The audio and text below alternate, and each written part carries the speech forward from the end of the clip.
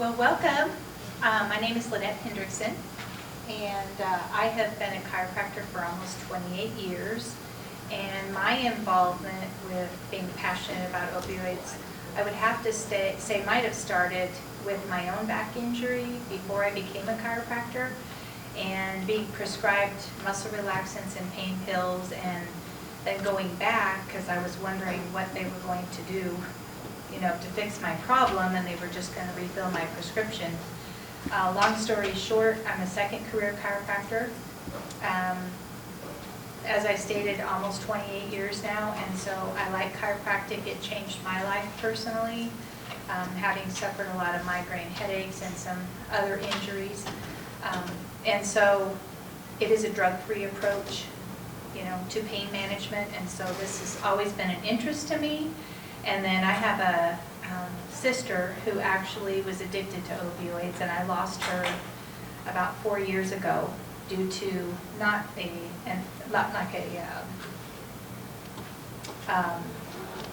brain just totally left me. It wasn't like an overdose, it was chronic abuse of opioids that caused her to have failure of her heart and her kidneys.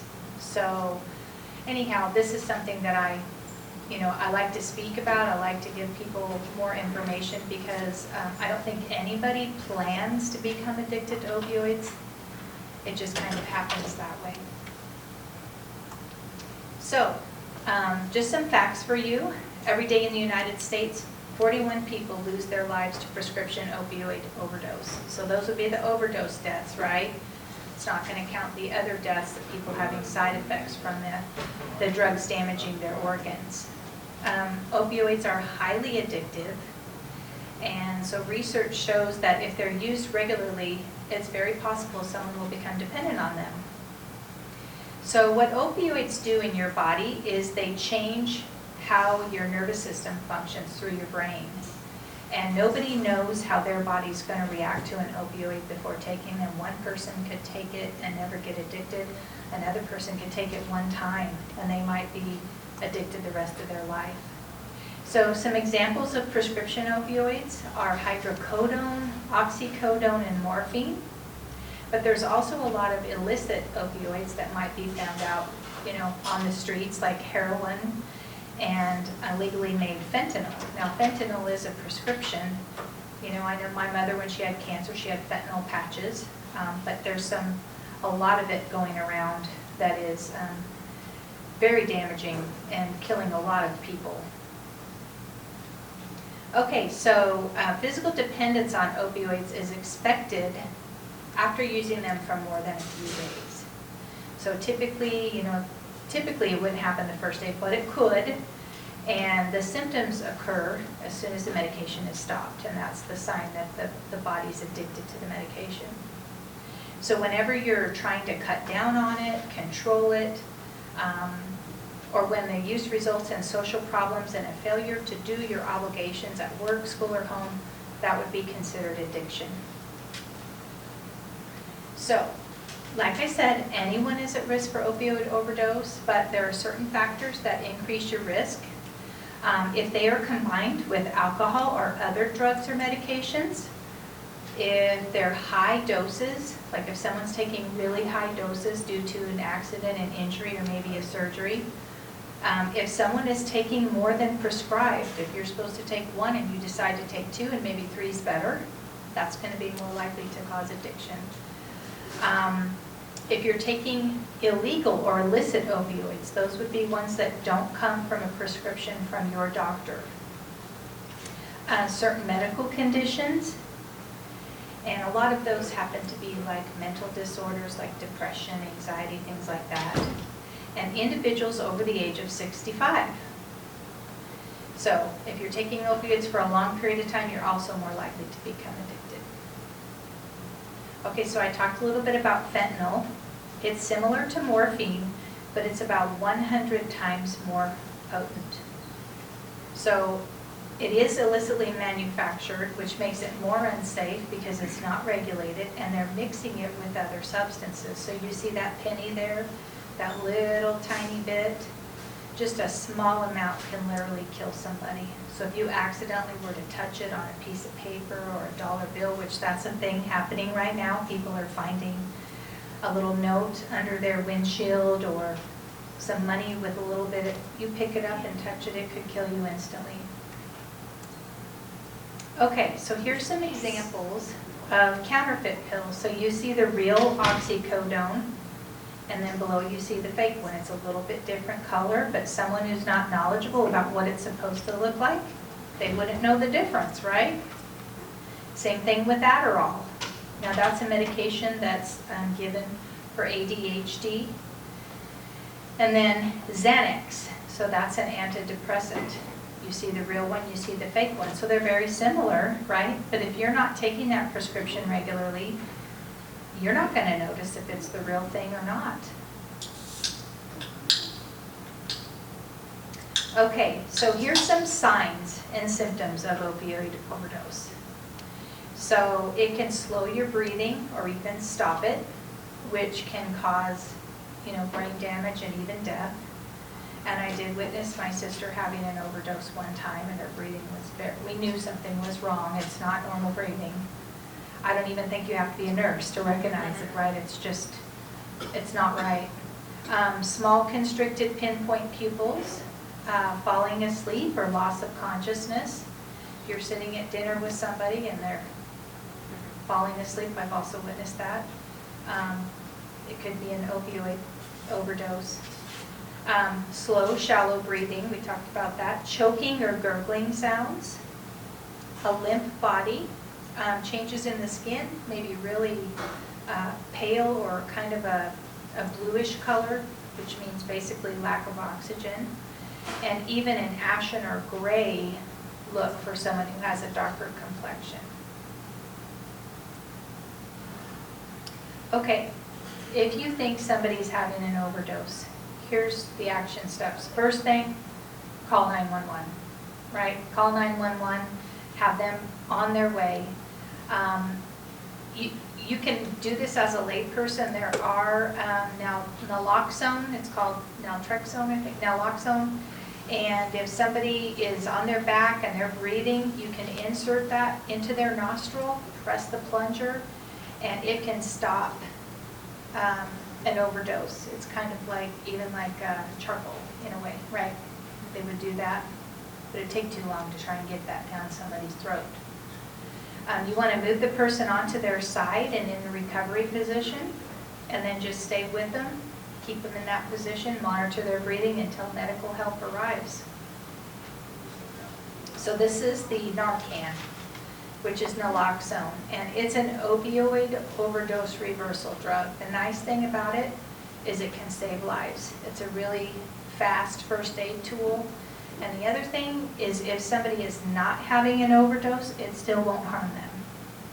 So if you're afraid, well, like, are they overdosing? Should we do it? Or what if they're not? It doesn't matter. If you think there's any possibility, then you go ahead and administer it. It's not addictive, and it's safe and effective.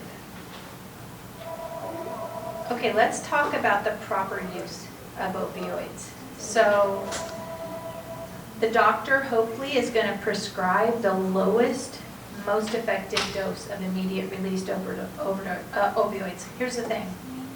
If you take less, you can always add more. But if you take too much, you can't take it back, right?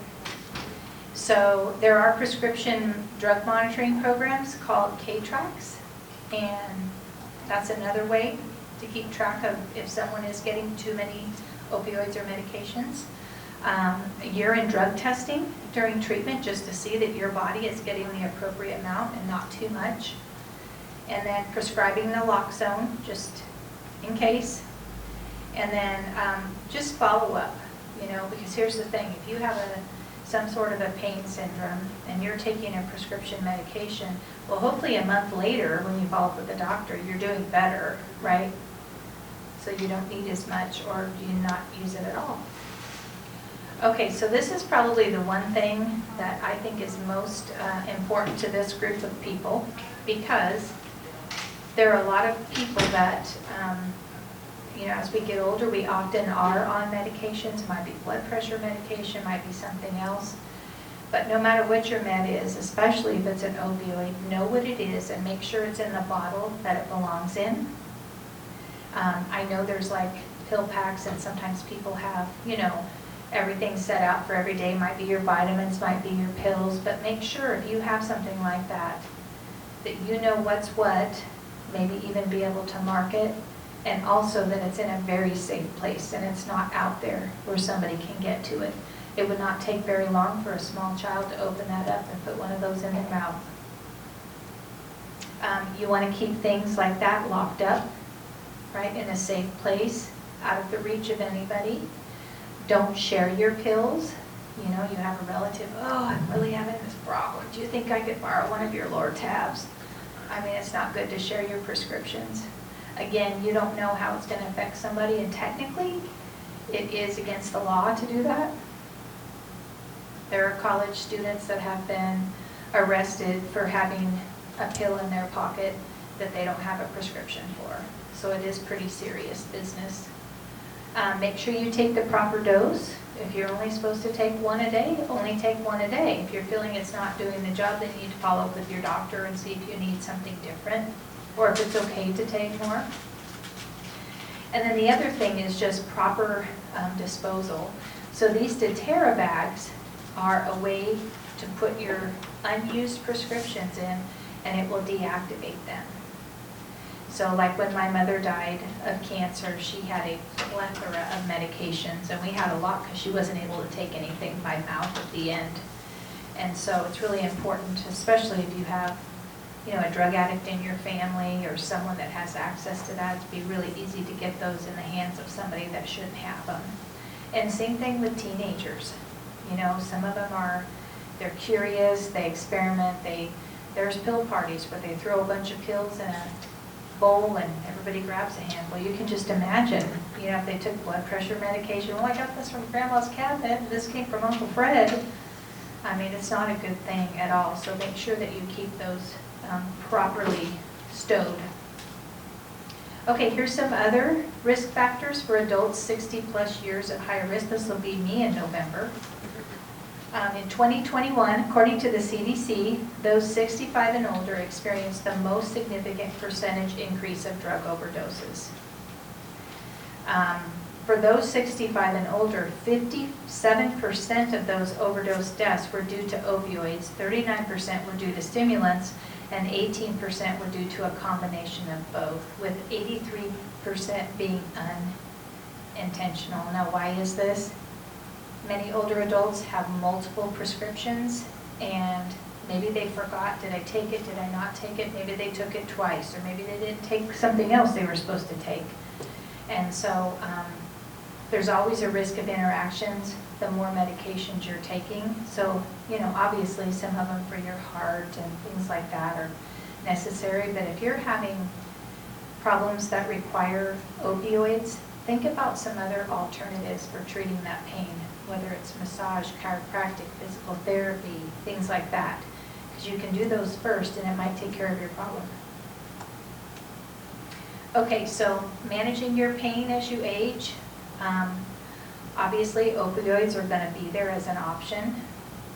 So you need to be really good about communicating with the people that are your healthcare team. And just consider that, you know, as we get older, our metabolism slows down. Things are going to affect us a little bit more than they did when we were younger.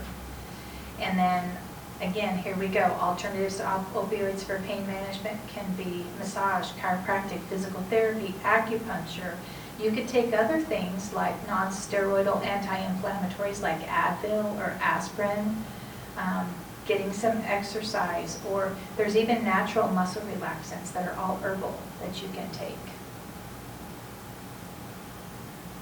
So just remember, opioids can lead to addiction or overdose when taken over time. And just be aware of every medication that you're taking. Know your dose and just stay in communication with your doctor just to know how long you should be taking it, or if you can maybe stop taking it.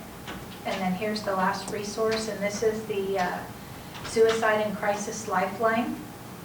You can actually scan that with your phone or look it up online. And if there's people to talk, if you're if you're having struggles, or you know somebody that's having struggles, we tried to intervene with my sister, but once people are adults, they can make their own choices. And so hopefully a lot of the things that are being done can keep other people going through what she went through. Okay.